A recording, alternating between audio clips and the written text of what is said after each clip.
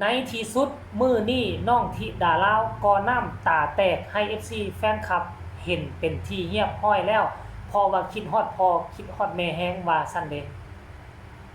สวัสดี FC แฟนคลับทุกท่านมาพบมาพ้อกันคลิปนี้ยังอยู่กับเรื่องราวข้อมูลข่าวสารน้องธิดาลาวเซ็นเก่าเซ็นเคยทุกคนเพราะว่าพวกเฮาก็ติดตามเบิ่งว่ามื้อใดที่น้องจะออกอากาศเพราะว่าห่างพ่อห่างแม่มาเป็นเวลาประมาณ 3-4 วันแล้วพ่อแม่อยู่ทางญี่ปุ่นพุ่นก็ยังสุขสบายดีอยู่ได้ไปเห็นหม้องนั่นได้ไปเห็นวัดนี่ได้ไปลงอีหยังก็เขาเอิ้นว่าสวนหมักตงสวนหมักแตงไปเบิ่งห้านมือสองห้านมือสองห้านของเก่าโอ้ยมีความสุขสนุกสนานพากันไปกินเนื้อหยอกเนื้อย่างสำหรับน้องธิดาลาวก็ที่ผ่านมา 2-3 มื้อน้องก็ไปเลาะตามทงไร่ทงนาส่วนใหญ่แล้วน้องจะบ่เฮ็ดหยังน้องมีแต่อัดคลิปร้องรำทำเพลงเพื่อพยายามกบเกลื่อนความเศร้าความคิดฮอดที่น้องมีต่อพ่อต่อแม่นั่นนะเนาะผ่านมา 2-3 วันแล้วพวกเฮาก็คิดว่าโอ้ธิดาลาวเก่งหลายธิดาลาวจิตใจเข้มแข็งว่าซั่นเด้หลายคนก็บ่คาดคิดบ่คาดฝันว่าในที่สุดเนาะมื้อนี้ก็มาถึงทุกคนเจบ่เล่าไปเคลียร์เบิ่งโทรศัพท์บางกี้นี่เห็นสีหน้าค่าตาของน้องคือบ่ค่อยดีเลยฮู้แล้วแหละว่าน้องให้มาน้องห้องน้องให้มาแน่นอนไปเบิ่งหน้าตาไปเบิ่งอีหยังต่างๆท่านผู้ชมเอ้ยก็คือน้ำตาแตกมาแล้วแต่ว่าหลังจากน้ำตาแตกปึ๊บเศร้าแล้วน้องก็จึงมาเฮ็ดคลิปเฮ็ดข่าวน้องจึงมาลงคลิปให้พวกเฮาเห็นเบิ่งหน้าตาแดงตาโปเลยตาโปตาบวมทุกคนเอ้ยแต่ว่าก็ใส่เสื้อโตเก่า ก็คือเสื้อปูนโตเก่าเนาะเสื้อปุ๋ยมันเสื้อปูนเสื้อปุ๋ยโตเก่าทั้งในก็ซ่อนเสื้อตัวนึงมาพวกเจ้าฮู้บ่น้องลงประมาณ42นาทีแล้วเพิ่นก็เขียนแคปชั่นว่าวันนี้ว่าซั่นเด้รู้สึกแปลกๆว่าซั่นเด้เพิ่นบอกว่ามื้อนี้รู้สึกแปลกๆว่าซั่นลงไปบ่พอเท่าใด FC แฟนคลับเข้ามากดไลค์นี่เกือบ4-500กว่าไลค์แล้วคนเข้ามากดแชร์ก็หลายแชร์ท่านผู้ชมแล้วก็คนเข้ามาคอมเมนต์นี่ก็หลายคอมเมนต์ได้เดี๋ยวเจบ่เล่าก็สิแชร์เด้อนี่สิกดแชร์นี่กดแชร์ไปทุกคนเลยกดแชร์ไปแล้วน่าสงสารอีหลีเว้ยในวัยเพียงแต่12ปีละห่างจากพ่อจากแม่ไปความจริงแล้วล่ะน้องจะน้ำตาแตกตั้งแต่มื้อแรกพุ่นแหละแต่น้องพยายามเฮ็ดคลิปเวลาที่น้องอยู่กับหมู่กับเพื่อนกับพรรคกับพวกน้องก็จะมีรอยยิ้มอยู่หน้ากล้องเวลาอยู่หน้ากล้องแต่ค่อยเชื่อว่ารับหลังกล้องไปเวลาน้องนอนเนาะคันว่าบ่ได้นอนนำแม่เฒ่านี่ค่อยเชื่อว่าน้องธิดาลาวร้องไห้ทุกคืนแน่นอนไผจะไปคิดไปฝันว่าไปอยู่เพราะน้ำพอภูไปอยู่น้ำยายรุ่นตาหวังน่ะเพียงแต่ปีหนึ่งเศษๆน้องจะมีความผูกพันแบบนี้คือเจบ่ลาวก็เคยเฮ็ดคลิปหลายคลิปแล้วว่าเนาะตั้งแต่ตอนนั้นว่าน่ะเนาะก็คือน้องนี่น่ะเป็นถึงว่าบ่แม่นเลือดเนื้อเสื้อไข่แต่ว่าบุญบารมีบุญวาสนาของเขานี่น่ะที่เขาจัดสรรปันแต่งมาแล้วเทวดาเพิ่นส่งมาให้เป็นพ่อเป็นแม่เป็นลูกกันแล้วถึงแม่นว่าบ่ได้เกิดอยู่ในท้องแม่เพิ่งก็เปรียบเสมือนมีสายใยจองดึงกันมาคันบ่ซั่นความผูกพันมันจะสักน้ำให้น้องมีน้ำตาแตกมื้อนี้บ่ทุกคนว่าน่ะท่านผู้ชมเอ้ยมันเป็นเรื่องที่น่าเหลือเชื่อในขณะที่ค่อยเบิ่งคลิปที่ดาลาวคลิปนี้ค่อยรู้สึกจุกอกจุกใจและค่อยก็เชื่อว่าพ่อแม่ FC แฟนคลับทั่วโลกก็คงจะจุกอกจุกใจแน่นอนและค่อยก็เชื่อว่ายายลุ้นปัจจุบันนี้คงจะให้น้ำหลานไปเป็นที่เยี่ยมห้อยแล้วล่ะบ่เหลือค่อยว่าน่ะท่านผู้ชมเอ้ยโอ้โห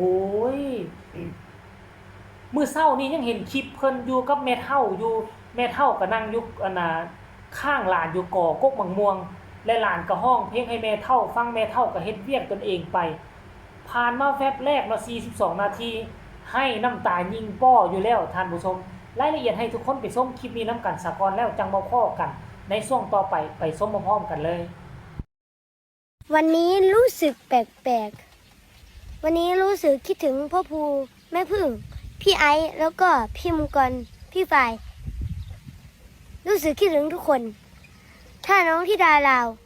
วันนี้ก็ลมแรงถ้าน้องธิดาลาวจะฝากความคิดฮอดไปกับสายลมให้ไปบอกทุกคนเนี่ยสายลมจะรับฝากไหมนะแดดก็แรงด้วย น่าจะฝากสายแสงแดดด้วยนั้นลองดูแล้วกันสายลมฝากไปบอกทุกคนนะ ฝากไปบอกพ่อภูแม่พึ่งพี่มังกรนะว่าคิดถึงวันนี้ เอา FC แฟนคลับ ทุกคนเห็นแล้วหรือยังถึงแม่นว่าน้ำตาน้องจะบ่ไหลมาเป็นสายเป็นเม็ดให้พวกเขาเห็นอาบแก้มแต่พวกเจ้าสังเกตเบิ่งแววตาสีหน้าของน้องธิดาลาวแล้วโอ้น้องสิอยู่ได้ฮอด2 อาทิตย์บ่ค่อยว่าเผลอๆมื้ออื่นเช้านี่ยายรุ่นบ่แม่นขี่รถไปหาหลานเลยบ่ท่านผู้ชม FC แฟนคลับหลังจากที่น้องเอาลงปึ๊บพวกเจ้าฮู้บ่คนที่มาคอมเมนต์เป็นผู้ใดพ่อผู้แม่เจี๊ยบแล้วสิมีผู้ใดตื่มเดี๋ยวค่อยสิพาท่านผู้ชมไปอ่านเบิ่งว่านี่วังกี้นี่ตอนที่ดาราตอนเจบ่เล่าเบิ่งน่ะคนเข้ามากดไลค์เพียงแต่300ไปเดี๋ยวนี้เข้า400กว่าแล้วคนมาคอมเมนต์เดี๋ยวนี้สิเข้า50แล้วคนกดแชร์เป็น10แชร์แล้วท่านผู้ชม FC แฟนคลับ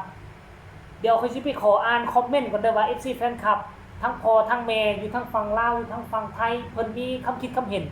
ที่จะส่งกำลังแห่งใจให้น้องธิดาลาวคือแนวใดเดี๋ยวค่อยสิไปอ่านสู่ฟังเด้อคอมเมนต์นี้เพิ่นบอกว่าอดเอาเด้อว่าซั่นเด้อีล่าอีกบ่ดนกะสิได้พ่อกันแล้วว่าซั่นให้พ่อผู้แม่เพิ่งไปพักพรว่าซั่นเด้ชาร์จแบตเตอรี่เพิ่มพลังงานก่อนว่าซั่นมาสร้างสรรค์ผลงานดีๆออกมาให้ทุกคนได้ฟังมวลๆละว่าซั่นเด้มวลๆค่าว่าซั่นเนาะผู้ต่อมาก็มาคอมเมนต์บอกว่าฮับฮู้แล้วจ้าว่าคิดถึงยายๆตาๆก็คิดถึงน้องธิดาลาวคือกันเด้อว่าซั่นเนาะผู้ต่อมาคือพ่อผู้ศรีวิไลมาคอมเมนต์ว่าพ่อผู้กับแม่เพิ่งก็คิดถึงหนูมากนะครับว่าซั่น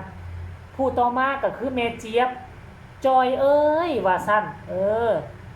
ผู้ต่อมาก็เป็นพี่น้องฟังลาวชื่อว่าคำลากาบแก้วบ่จมเด้อหาหน่อไม้ก่อนว่าซั่นผู้นี้ก็เป็นพี่น้องทั้งฟังลาวบอกว่าคิดถึงกะทนเอาเด้อธิดาน้อยว่าซั่นเด้คอมเมนต์นี้บอกว่าสู้ๆเด้อลูก